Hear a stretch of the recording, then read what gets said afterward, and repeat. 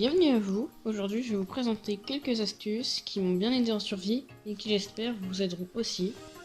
Donc, sans plus attendre, je vous présente la première. Comment descendre une colline sans problème? Il faudra tout simplement vous munir d'un seau d'eau. Alors, pas de MLG, mais tout simplement, vous devrez poser une source d'eau, laisser couler un petit peu l'eau et la reprendre juste après.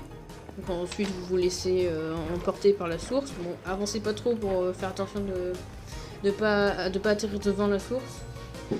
Et l'eau, d'un moment l'eau va partir. Et en même temps je vais vous faire montrer une deuxième astuce, c'est cette fois-ci pour monter une colline de blocs d'eau par exemple, sans casser ni poser de blocs.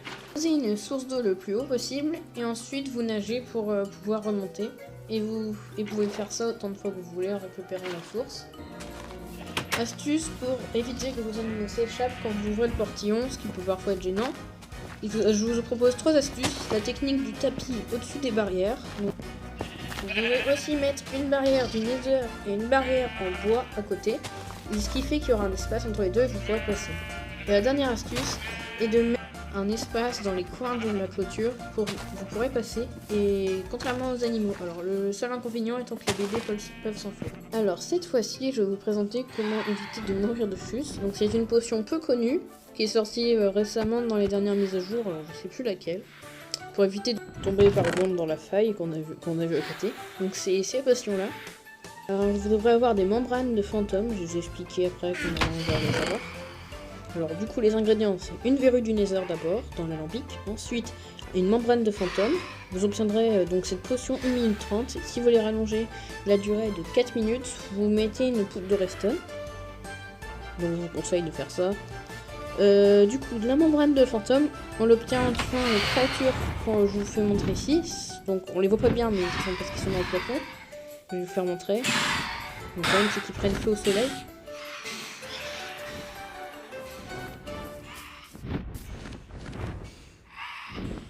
Vous les croiserez donc en survie si vous n'avez pas dormi au minimum 3 jours. Plus le temps où vous n'aurez pas dormi est grand, plus vous en croiserez.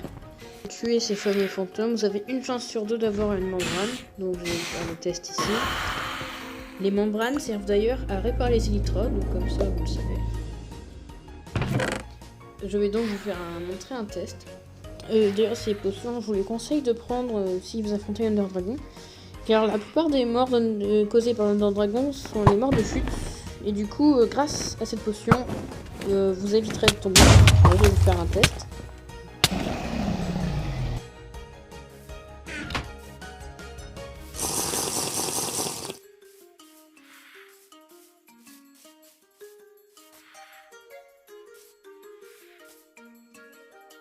Donc, vous vous mettrez à planer, un peu comme si vous aviez des élytras. Je vous conseille d'en prendre de temps en temps, même si vous voulez pas prendre de risques. De toute façon, c'est pas très compliqué à obtenir les membranes de fantôme, donc voilà, elle n'est pas très connue, donc je vais vous faire montrer. On va passer à l'astuce suivante. Alors cette fois-ci, je vais vous faire montrer comment vous déplacer beaucoup plus facilement.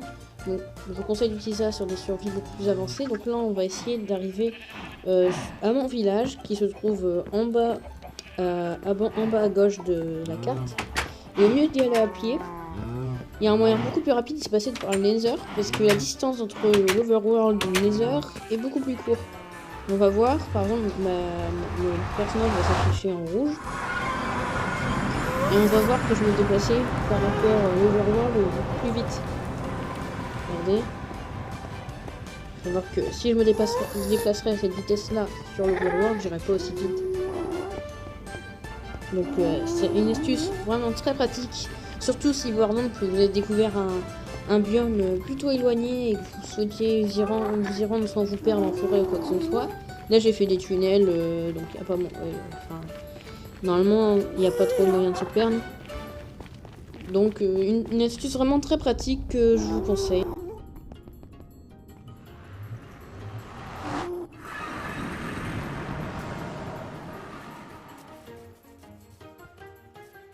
Donc me voilà arrivé au village le plus proche. C'est vraiment un gain de temps plutôt énorme. Et je vous ai pas montré là, je suis sur une de mes survies. Mais j'ai aussi par exemple fait des ponts avec d'autres endroits. On va donc passer à la dernière astuce qui est pour battre le Wither. Alors, c'est une astuce que je conseille grandement pour affronter le Wither, pas la même erreur que moi que j'avais faite.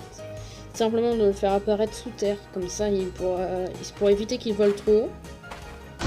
Donc aussi, si vous voulez avoir les fleurs du Wither, comme vous êtes sous terre et que vous risquez pas de croiser le mob, je vous conseille de mettre des œufs de poulet, comme ça au moment de l'explosion vous gagnerez des fleurs. Bon, là par contre je ne fais pas sur ma map créative principale, j'en ai fait sur une autre pour éviter de tout casser. Donc astuce que je vous conseille grandement pour l'affronter si vous voulez éviter qu'il casse tout qu'il casse tout l'extérieur. Et aussi pour une grande efficacité. Donc là on va faire attention, on va s'écarter parce que l'explosion du Wither c'est l'explosion la plus puissante du jeu. Je plains les poulets. Et voilà. Et après vous pouvez l'attaquer déjà à l'épée plus facilement. Même chose pour l'arc parce que l'espace il est plus restreint aussi. Donc bon après je vais pas chanter en ce moment, je vais allumer. Mais voilà, donc j'ai fait le tour des astuces. Il y a d'autres astuces, mais j'ai surtout présenté les principales que j'utilise personnellement le plus. Et je profite aussi de cette grande vidéo pour vous annoncer quelques trucs.